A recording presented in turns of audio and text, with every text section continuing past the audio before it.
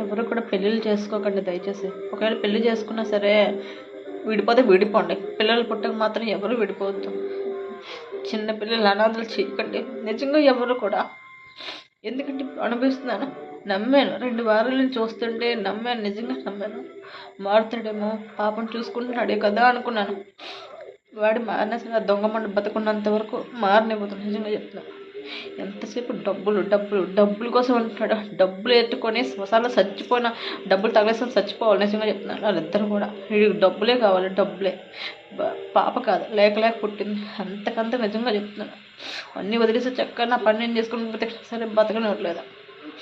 అనుభవిస్తారు. అంతకంతగా నిజంగా ఖచ్చితంగా అనుభవిస్తారు. ఎవరు కూడా పిల్లల్ని అనాథలు చేయకండి. ఎవరు కూడా పెళ్ళిళ్ళు చేసుకోకండి దయచేసి. ఒకవేళ పెళ్లి చేసుకున్నా సరే విడిపోతే విడిపోండి. పిల్లలు పుట్టక మాత్రం ఎవరు విడిపోవద్దు. చిన్న పిల్లలు అనాథలు చేయకండి. నిజంగా ఎవరు కూడా. ఎందుకంటే ఇప్పుడు అనుభవిస్తున్నాను. నమ్మాను, 2 వారాల నుంచి చూస్తుంటే నమ్మాను, నిజంగా నమ్మాను. మారుతాడేమో, పాపం చూసుకుంటున్నాడే కదా అనుకున్నాను. వాడు మారినా సరే ఆ దొంగ మండ బతుకున్నంత వరకు మారనివ్వదు. నిజంగా చెప్తున్నాను.